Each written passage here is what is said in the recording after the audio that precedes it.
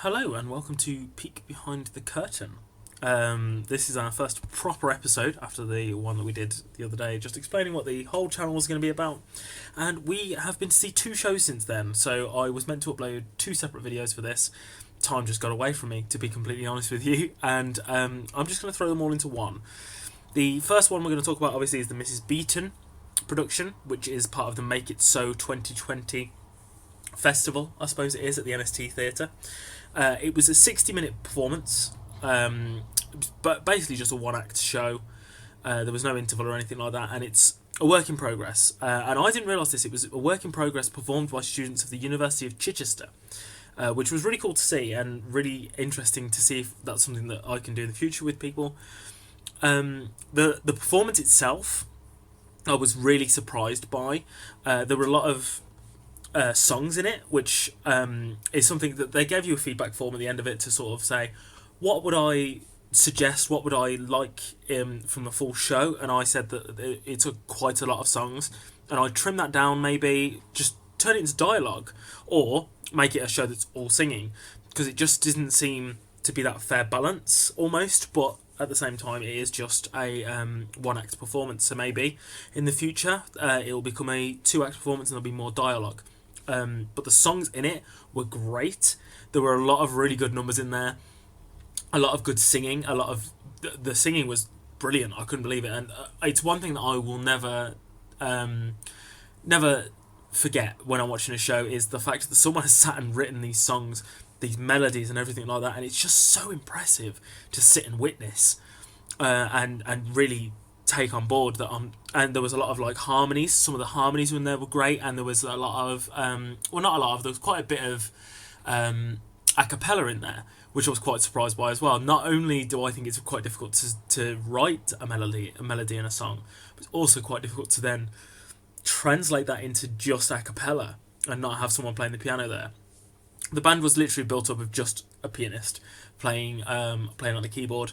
But I thought it was quite fitting for what we were watching. They were still reading their scripts as well, which I didn't have a problem with. It took me a while, to be honest, to figure it out. I thought they were all just in character and their characters all were reading something.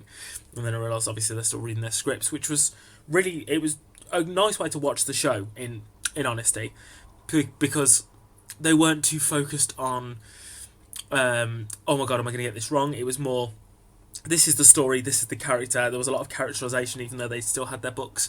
I think it worked really well. I was very intrigued by the rest of the story. A couple of the notes that I made about the show is I'd like to know more about her. It was difficult to figure out what was going on. Like, I'm reading the synopsis now, and it says that the woman's place in the home was beautifully aided and abetted by Isabella. The no-nonsense workaholic, trouser-wearing, recipe-stealing journalist brain behind Mrs. Beeton's books of household management. I didn't get that from the performance, from the show. I've just got that from this. I got that that's what the character was. Didn't realise that she'd written a book. It's sort of in there, but I didn't realise that the character wasn't called Mrs. Beeton. It was actually Isabella, and they were different. Obviously, it's still Mrs. Beeton. I'm just sort of rambling here, trying to figure out what I'm trying to say, I suppose. It's all in there, but it would have been nice to know when it was set. Like, obviously, this is talking about a woman's place in the home, and it's Victorian. There were obviously no costumes and stuff, and some of the language was Victorian, but it would have just been nice to really nail that at home, that this is the setting for it. Who these characters were, the antagonist of the performance, in a way, didn't really come across as an antagonist for the full duration. There was a bit of comedy in there. One of the comedic songs in the show was pretty good, to be fair. It got a good titter from the audience. I think it's a really nice work in progress, and I'd like to see the full version of it. I don't know how this might sound awful. I don't know how popular it will be. The music in it is great. The performances in it were great, but I don't know how popular of a story it's going to be. How well known Mrs. Beeton is. A lot of the people that came to see it were of an older generation. There was about 25 people there. which is a good number. When I got there, there was about 6 of us, and I was hoping that more would turn up, and more did. And obviously, that was on a 2-day performance, and I know some of my friends went to the second day. I haven't caught up with those people, so I don't know if there was more people on the second performance, but it drew pretty well. And like I said, it was more. I feel like it's aimed at a more older generation, and maybe that's its selling point, and maybe it will do well for that reason alone. There's a lot of good numbers in there. There's a lot of good characterization, but I don't know. I don't know if I'm going to be talking about this like I talk about other shows. In my opinion, it's a really good show. It was really enjoyable. I'm really curious to see what the end product is. So I think this was a fair shout. And really worth a watch. So if it comes around again, I'll definitely try and catch it again to see how it turns out as an end product. The second show I came to see, as you can see, the picture has changed, so you're following along, was Holes. Holes, obviously, is a Disney film based on a book, and now it's been turned into a stage play. I don't know when the first stage play was. This is the first time I'd seen it touring near me, so I thought I was going to give this a go. It was down at the NST City, no, the NST campus. Sorry, this one, by the University of Southampton. I think it's still on now, as far as I know. I think it's running till Saturday. And this was a really good show. I really enjoyed this. I wasn't sure how this was going to translate. Most people I've spoken to was like, "Oh, how is that going to translate to stage?" Obviously, they're digging holes. How are they going to do that? And obviously, they thought of that really in depth, and they brought on sort of like barrels cut in half, and there was a lot of sand in there, and they were digging that out, which was really interesting to see. There was a lot of physical theatre, climbing on top of each other, setting a scene, building a scenario, some singing, some dancing. It really hones in the fact that triple threats are really powerful in theatre nowadays, and I think that's something that I need to work on personally, but I think it's a really big selling point for a lot of shows now. Not only do you see people act in shows now, there's a bit of singing, there's a bit of dancing, there's a bit of something for everyone in there. The play opened up with someone playing guitar and singing. I mean, instrument playing in there as well. It's a lot of big selling points for a lot of different. I feel like it's basically casting a bigger net out onto audiences. There's a lot more for people to see now. There was puppetry involved as well, and the puppetry in it was incredible. It was really cool to see the way they made a rattlesnake move, and the yellow spotted lizards move and stuff, and the noises and obviously all that sort of stuff built in on top. Characterization and the performances were spectacular. You couldn't, I know this is going to sound silly in a way, you couldn't tell that they weren't from England. A lot of the accents were really strong and really stood out. I really enjoyed that. I think it translated really well to stage. There was a lot of moments where they'd move from one scene to a flashback, and the flashback would happen in the scene still. So they'd just bring on the stuff that they needed for the scene and then take them back out again. A really good way to do it. Really helps that it's a nice size stage. So it really helps you with the spacing of it all. Someone that was in the show was in One Man, Two Governors when I went to see that. That was really good. And he was really good in that, and he was really good in this as well. One thing that I will say about the show, sometimes you'll go and see a show and it seems to be the main character is the main character, and you're following him, and he's the one that draws your attention the whole performance. Whereas this, I felt like, was a very big ensemble piece. No one really stood out, which is not a negative on the main person playing Stanley. It's more of a celebration of everyone on stage, in my opinion.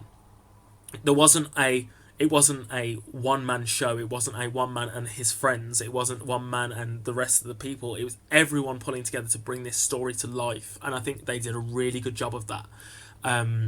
Like, there was not one point where I was just watching the main cast, the main actor.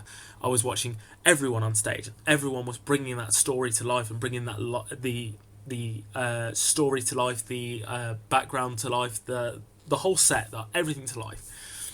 And it's just a really great work ethic to be able to do that, and to bring a whole performance to life like that was just great to see. I think I felt really lucky with this performance as well.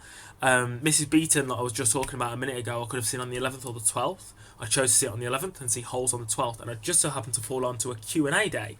So they had a 2-show day. At the end of it, they went into the bar to have a chat with the audience. Any questions you want to ask? Feel free to ask them. There was a few schools in there, so I was wondering if like a couple of the schools would go in. 3 people turned up, me and a couple, and I was quite surprised by that. They asked if there was any questions we wanted to ask. I don't know if the other couple asked any. The woman was holding one sheet of paper and it was mine. The couple of questions I asked on there, she asked one of them and vaguely asked the second one, and then a couple of questions she was curious about, and then she asked if anyone else had any questions. The couple asked a couple of questions, and then I asked a question from an actor's point of view. The questions they were asking about were more about did they feel there was an obligation to follow the script to a point where they felt like it was a big deal. Do you feel like you're going to let down the script, let down people that know the play, know the book, know the film and stuff? And they answered that pretty honestly with saying not really. The script is so well written and follows the book so well that it's hard to let people down on that. And I can see where they're coming from. I've not read the book, I've seen the film, and I feel like there was nothing missing from what I've seen in the film. And obviously the film is a different entity to itself. The questions I really wanted to know were things like they added popular songs in there. I was like, is that something you can do? It wasn't really asked, so it didn't get answered, and I didn't want to ask that question. I really wanted to focus more on the acting side of it as well. So I asked about the gentleman that I knew from One Man Two Governors. I asked him a question basically saying, I saw you in something else here. What's the turnaround like for that? He's told me he was pretty lucky for this show, so it was pretty easy to get into straight away because he's done the show before. But you know, you can go months without it, and they suggested finding a job that you enjoy. So it's not something that it's gonna take away from your acting side, but it's something that you enjoy doing. So you're not going to work going, oh, now I'm back here instead of doing what I love to do. Try and find something you love to do that isn't acting, so you're not going back to something you don't enjoy, which I think was really good advice, and it's something that I've taken on board and I'm now passing on to you. Something to just keep in your mind, keep in your head for future. If you want to go into this sort of career, you are going to have a second job. Make sure it's something you enjoy doing. And then they pretty much called it to a close after that. They said good luck to me, and I was like, thanks, I'm probably going to need it. And they called the Q&A to a close there, which is where I think things got really interesting. And I left with a little buzz, personally, because at the end of that, then I was sat quite close to the main actor, who then turned to me and said, what was your name, sorry, and shook my hand, and we had a little conversation. There was a moment in the show where the music cut out, and they're acting and dancing and performing the lyrics of the song, so it's really difficult to carry on from that point. The music cut out, started, cut, and then started again, and in those cuts I was watching his face to see how he was going to handle this. You've got to think of something to carry on the show and make sure there's not a whole moment where you stood there, and it would look really unprofessional if you stood there and went, I don't know what to do now because the music has stopped. And I was wondering how he's going to handle that, so I spoke to him about it. There was about a 10-second gap, and the amount of stuff that he told me he had thought about and communicated with people on stage with him was insanity, and it really showed the quality and the professionalism on that stage to me. I was really taken aback by it. It was really cool to hear him talk about the fact that he was going to be like, the warden's turned off the music and we're just going to go from here and then we'll pick it up from this point of the script. It was really interesting for me on the acting side to hear and to pick up on. And I congratulate him not just for his performance, but for being able to keep his calm, hold his nerve, and then to have also come up with all that sort of stuff on the top of his head on the fly. We had a nice little chat talking about improv, talking about me and things, and talking about him and his character. Then the gentleman that I knew from the other show that I'd seen him in came over and spoke to me and said thank you for remembering him from other shows. It was just a really nice atmosphere, and they didn't make me feel like an audience member or like I was bothering them. They obviously wanted to go home, but it didn't feel like they were like, oh, thanks for coming, we really like you to leave. It was more of a, thanks for coming, let's have a chat, it's nice to get to know you, it's cool that you want to be an actor and you really are interested in all this sort of stuff. And so the show itself was great, absolutely brilliant. I really enjoyed it. I'd recommend anyone seeing it. It's currently on tour. So if it's coming to your area, check it out. I'd really recommend going to see it. But if they're doing a Q&A, really worth going to, especially from an acting point of view. If you're interested in this industry, get some information from people in the industry. They were more than happy to answer any questions and have a chat to me afterwards, and I can't thank them enough for that. I really enjoyed the show, but the after show stuff is something that I'll never forget now, and I'll take with me for a long time. All the stuff that we talked about and everything. It just gave me such a buzz, such a theatrical and acting buzz that I will always be grateful for. So I thank everyone in the cast for it. Brilliant show, brilliant, lovely, proper family feel to the cast and to the show. It's just brilliant. I'd really recommend going to see it. And that's going to conclude the 2 shows that I saw this week. We're going to see 3 shows, I think, next week. So we'll do something similar to this, and I'll break it all down into one video just to make it easier to follow. I hope you enjoyed